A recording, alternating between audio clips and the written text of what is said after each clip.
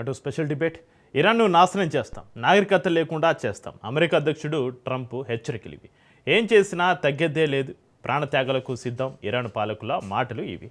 ఇరు దేశాధినేతలు మాటలతోనే మంటలు పుట్టించారు. యావత్ ప్రపంచంలో టెన్షన్ మొదలైంది. ఏదో జరగబోతుందనే ఉత్కంఠ నెలకొంది. కానీ ఎట్టకేలకు 14 రోజుల పాటు సీజ్ ఫైర్కు అమెరికా, ఇరాన్ అంగీకరించాయి. దీంతో అన్ని దేశాల ప్రజలు ఊపిరి పీల్చుకున్నారు.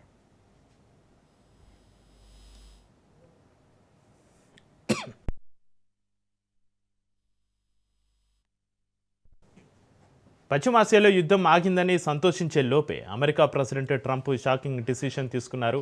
2 వారాల కాల్పుల విరమణకు ఒప్పందం కుదిరినప్పటికీ ప్రపంచ దేశాల జేబులకు చిల్లు పడనుంది. ప్రపంచ చమురు రవాణాకు గుండెకాయ వంటి హర్ముజ్ జలసంధిపైన టోల్ ఫీజు వసూలు చేసేందుకు అమెరికా అనుమతించడం పెను సంచలనంగా మారింది.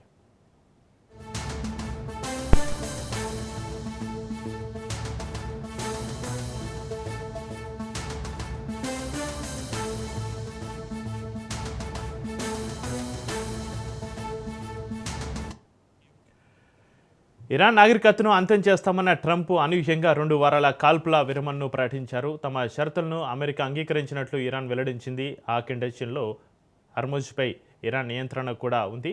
ఇక హర్ముజ్ జలసంధి మార్గంలో వెళ్లే ప్రతి నౌక $2 మిలియన్, అంటే దాదాపు 18 కోట్ల రూపాయలు చెల్లించాల్సి ఉంటుంది. యుద్ధం వల్ల దెబ్బతిన్న తమ దేశ పునర్నిర్మాణానికి నిధులు అవసరమంటోంది టెహరాన్. టోల్ను అధికారికంగా వసూలు చేయడానికి అవసరమైన బిల్లును ఇరాన్ పార్లమెంటు ఇప్పటికే ఆమోదించింది.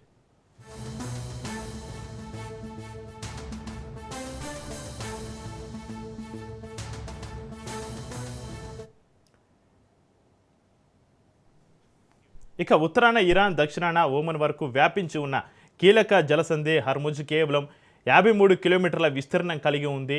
ఇక్కడి నుంచి వెళ్లే నౌకలపైన టోల్ వసూలు చేయడం ద్వారా సమీకరించిన డబ్బును తమ దేశ పునర్నిర్మాణానికి ఉపయోగిస్తామని ఇరాన్ అధికారులు వెల్లడించారు. ఇన్నాళ్ళు ప్రపంచ దేశాలకు హర్ముజ్ ఒక అంతర్జాతీయ జలమార్గంగా ఉంది.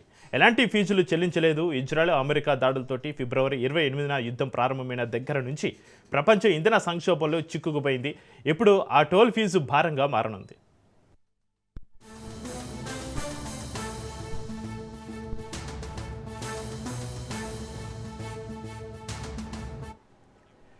ఇక సుదూర తీరంలో జరిగిన యుద్ధం మన వంటగదిపైన, మన ఉద్యోగాలపై పెను ప్రభావం చూపుతుంది. హర్ముజ్ జలసంధిలో 37 రోజులు రాకపోకలు నిలిచిపోవడంతో ఇండియా నుంచి జపాన్ వరకు ఆసియా దేశాల ఆర్థిక వ్యవస్థలు తీవ్ర సంక్షోభంలో చిక్కుకున్నాయి. ప్రపంచ చమురు సరఫరాలో 20% హర్ముజ్ నుంచే జరుగుతుంది. అందులో ఏకంగా 90% ఆసియా దేశాలకి చేరుతుంది. సప్లై చైన్ దెబ్బతినడంతో చమురు కొరత, ధరల పెరుగుదల భారతీయుల్ని ఉక్కిరిబిక్కిరి చేస్తుంది.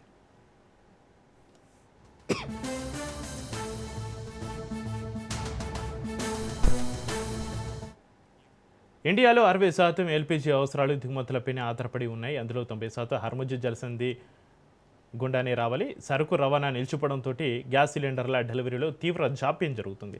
సిలిండర్ల కోసం జనాలు పంపిణీ కేంద్రాల వద్ద బారులు తీరుతున్నారు. గ్యాస్ కొరతతోటి చాలా హోటళ్లు, రెస్టారెంట్లు పాక్షికంగా మూతపడ్డాయి. లక్షలాది మంది కార్మికులు ఉపాధి కోల్పోయారు.